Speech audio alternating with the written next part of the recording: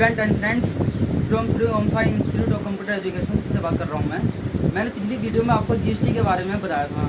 तो मैं आज आपको जीएसटी में टैली ERP 9.0 में कौन कौन से फंक्शन होते हैं और किस फंक्शन से क्या काम होता है वो बताऊंगा कि इस हिसाब से कि कौन अकाउंट इन्फो में क्या बनेगा, इन्वेंट्री इन्फो में क्या जाएगा, अकाउंटिंग वाउचर में कौन सी एंट्री होगी और रिपोर्ट्स में balance sheet, profit and loss और डिस्प्ले में कौन कौन सी चीज़ें आती है वो आपको मैं आज बताऊंगा। इस हिसाब को आपको हैंडल करना है। तो आप कंप्यूटर में देखिए तो इस हिसाब से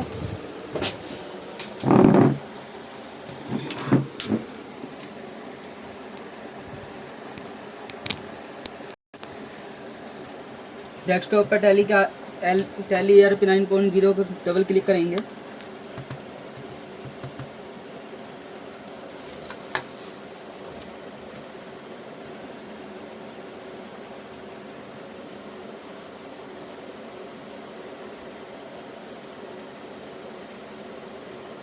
tally power of simplicity tally 9.0 कहते हैं। ऐसा हम पास में लेटर करना है, वर्क इन एजुकेशनल मोड पे जाना है।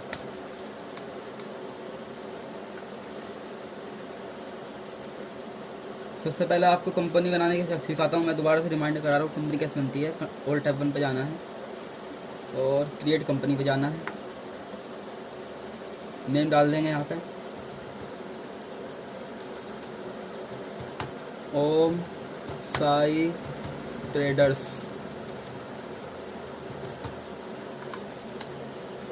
एड्रेस डाल देंगे यहाँ पे मेरठ, यहाँ भी मेरठ डाल देंगे।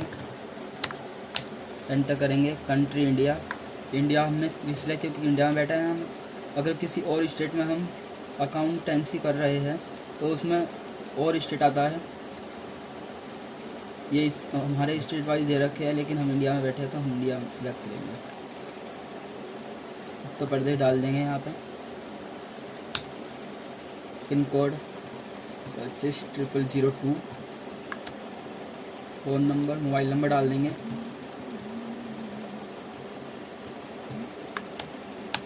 ईमेल डाल देंगे sai@gmail.com। Financial year beginnings from books beginning from. इसमें डिफरेंस ये होता है कि फिनेंशियल ईयर वो होता है जो 1/4 से स्टार्ट होता है और 31 मार्च को एंड होता है। जैसे कि हमारा करंट फिनेंशियल ईयर जो चल रहा है 1/4/2019 से 1/4/2020 से 31 मार्च 2021 चल रहा है, जो हमारा करंट फाइनेंशियल ईयर चल रहा है। तो यहाँ पे 1/4/2020 डाल दिया मैंने और यहाँ पासवर्ड नहीं डाल रहा मैं। ये कंपनी यहाँ पे बन गई है। फर्स्ट ऑफ ऑल मैं आपको पहले जीएसटी पे कैसे फिट जीएसटी नंबर कहाँ फिट होगा बताऊँगा मैं आपको।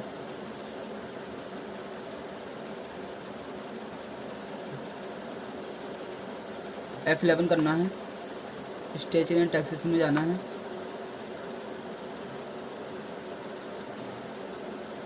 जीएसटी नंबर यहाँ पे हम फिट कर देंगे 09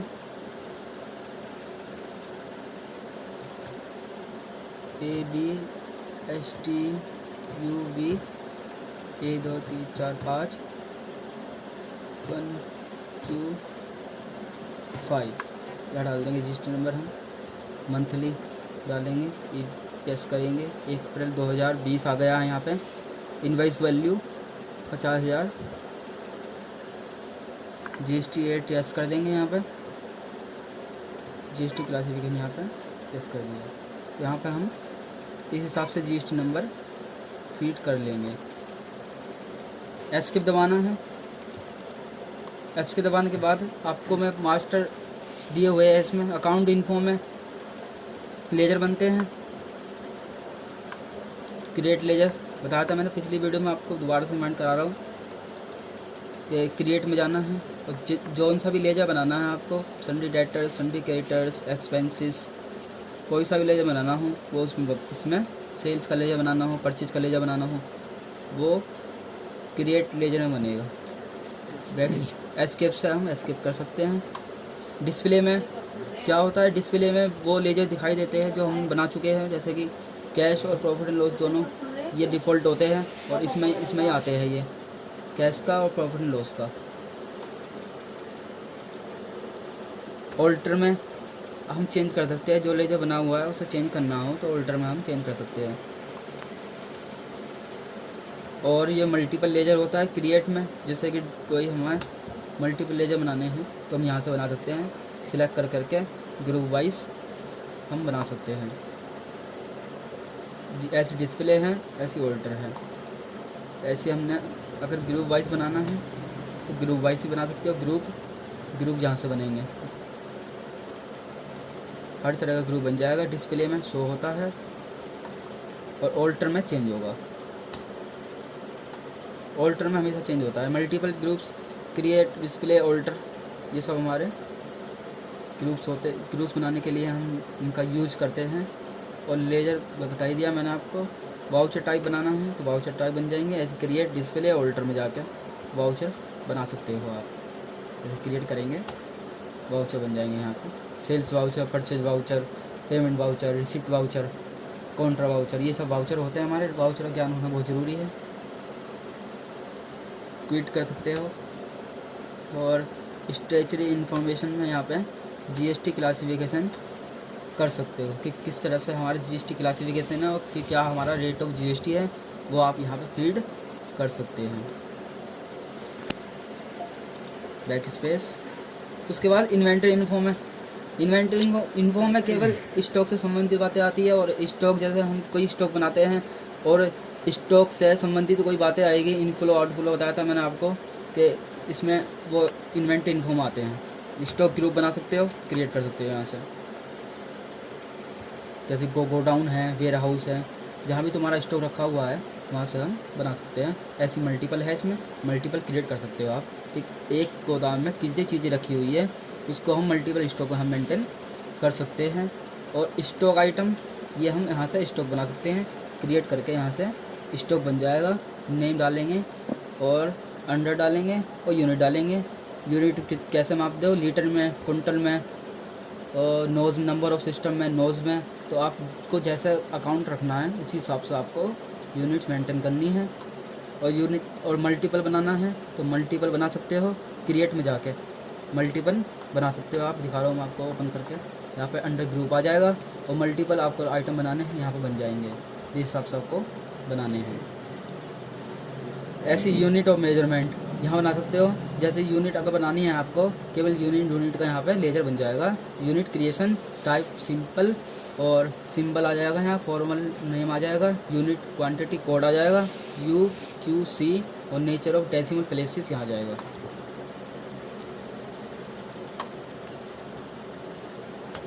वाउचर बना सकते हो, वाउचर क्रिएट, वाउचर टाइप यहाँ पे आप बना सकते हो। स्टेचरी इन्फॉर्मेशन जीएसटी क्लास में बताता मैंने आपको, यहाँ पे डाल सकते हो। ऐसे यहाँ पे ट्रांजैक्शन है। ट्रांजैक्शन का मतलब क्या होता है, अकाउंटिंग वाउचर।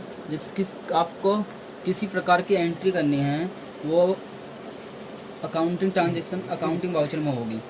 जैसे कि पेमेंट वाउचर, किसी को पेमेंट करनी है तो पेमेंट वाउचर में होगी। किसी से रिसिप्ट करनी है तो रिसिप्ट वाउचर होगी। जैसे कि किसी को हम सेल कर रहे हैं तो सेल्स वाउचर में होगा। और किसी को परचेज कर रहे हैं तो परचेज वाउचर में एंट्री होगी। और जनरल वाउचर में वो एंट्री होती है, ना तो इनफ्लो होता है ना आउटफ्लो होता है, ना तो कैश आ रहा ना बैंक जा रहा। तो जो जनरल वाउचर में एंट्री करते हैं हम। यहाँ पे ये वाउचर दे दिए हैं हमारे। F2 से डेट चेंज होती है। F4 contra voucher, F6 receipt voucher, F7 journal voucher, F8 sales voucher, F9 purchase voucher यहाँ पे दे रखे हैं। हर तरह की एंट्री अकाउंटिंग वाउचर में होगी। इन्वेंट्री वाउचर में केवल स्टॉक से संबंधित एंट्री होगी। और जैसे आप उत्पादन कर रहे हैं, प्रोडक्शन कर रहे हैं तो प्रोडक्शन संबंधी एंट्री डेस्टिनेशन प्रोडक्शन में होगी यहाँ पे। और अगर यूज़ कर रहे हो, उपयोग कर रहे हो, अनुप्रयोग कर रहे हो तो ये सोर्स कंजप्शन में होगी। यहाँ पे यूटिलिटी होता है, इंपोर्ट डाटा। अगर आपको डाटा इंपोर्ट करना है पेन ड्राइव में कहीं भी तो आप इंपोर्ट कर सकते हो। यहाँ से बैंक की संबंधित सेवाएं आती हैं, जैसे चेक निकालना है, चेक प्रिंटिंग और चेक निकालना है, बैंक रिकन्सिलेशन करना है, डिपॉजिट स्लिप करनी है, पेमेंट एडवाइस करनी है, पोस्ट डेटरी समरी करनी है। यहाँ पे आप कर सकते हो। ये बैंकिंग संबंधी फैसिलिटी यहाँ पे टेली ERP 9.0 में दी हुई है। तो उसके लिए अगर रिपोर्ट बनानी है, रिपोर्ट अगर जो आपने एंट्री की है यहाँ पे ट्रांजैक्शन में, अकाउंटिंग वाउचर में, उसकी report balance sheet, profit and loss और स्टॉक समरी में यहाँ पे इसकी डिटेल बनेगी। बैलेंस शीट में जैसी एंट्री करोगे वैसी एंट्री बनती चली जाएगी, केवल एंट्री डालनी है। अगर एंट्री आप रॉन्ग डाल रहे हो तो रॉन्ग बैलेंस शीट बनेगी, अगर सही डाल रहे हो तो सही बैलेंस शीट बनेगी। इस हिसाब से आपको बैलेंस तैयार हो जाएगी। ये ध्यान रखना है कि आपको बैलेंस के हिसाब से बनानी है। फर्जी बैलेंस शीट बनानी है, फर्जी बन जाएगी, और एक्चुअल बनानी है, एक्चुअल बन जाएगी। जिस हिसाब से आपको बैलेंस शीट बनानी है उस हिसाब से बैलेंस शीट बनती चली जाएगी। जैसे कि सपोज करो अकाउंटेंट का काम क्या होता है, एक एंट्री करना, लेकिन अकाउंटेंट जो एंट्री करता है, कभी कभी ऐसा होता है कि कोई अकाउंटेंट आपने रखा और उसने गलत डाटा फीड कर दिया तो गलत बैलेंस शीट बनेगी। इससे कोई फ़ायदा नहीं है। अगर अकाउंटेंट सही अकाउंट करता है और उस पर आपको पूरा भरोसा है कि अकाउंट सही कर रहा है, तो उस पर पूरा भरोसा मत करो। हो सकता है कि आपका अकाउंट बिगाड़ भी देता है वो 1 मिनट में, और फिर लेने देने पड़ जाएंगे और पता भी नहीं चलेगा अकाउंट बिगड़ गया, और स्कूटी में केस आ जाएगा इनकम टैक्स से, और फिर पता भी नहीं चलेगा कि अकाउंटेंट ने क्या किया, और किसी को पता भी नहीं चलेगा। प्रॉफिट लॉस में प्रॉफिट शो होता है यहाँ पे, नेट प्रॉफिट जो भी हम प्रॉफिट शो करते हैं वो नेट प्रॉफिट यहाँ पे हमारा शो होता है। स्टॉक समरी यहाँ पे शो होगी। सेल परचेज हम जो कर रहे हैं, इनफ्लो और आउटफ्लो आ रहा है, तो यहाँ पे संबंधित जो हमारी स्टॉक समरी है वो यहाँ पे हमारी शो होगी। रेशो एनालिसिस यहाँ पे दिखा देगा। और डिस्प्ले में जो ट्रायल बैलेंस है, डे बुक है, अकाउंट्स बुक है, स्टेटमेंट्स ऑफ अकाउंट्स है, इन्वेंट्री बुक्स है, स्टेटमेंट्स ऑफ इन्वेंट्री है, और स्टेचरी रिपोर्ट्स है, ये सब यहाँ पे cash book, fund flow, receipt and payment voucher है, लिस्ट ऑफ अकाउंट है, एक्सेप्शन रिपोर्ट्स है, क्विट, यहाँ पे हम देख सकते हैं कि हिसाब से हम एंट्री करनी है। तो इसलिए जो हमारी बैलेंस शीट जो अकाउंटेंट के थ्रू होती है, तैयार होती है, तो उस पर ध्यान रखना है कि किस हिसाब से हमें एंट्री बनानी है। तो मैंने आपको बताया कि टैली में ERP 9.0 में फंक्शन किस हिसाब से काम करते हैं और किस हिसाब से हमें हैंडल करना है। तो इसको आप घर पर प्रैक्टिस करना, अपने लैपटॉप डेस्कटॉप पर जो भी है आपके पास है, तो आपको इस पर घर पर होम प्रैक्टिस करनी है, तभी आपके लिए बेनिफिट होगा, अदरवाइज़ बेनिफिट नहीं होगा। तो आज के लिए इतना ही। नमस्कार।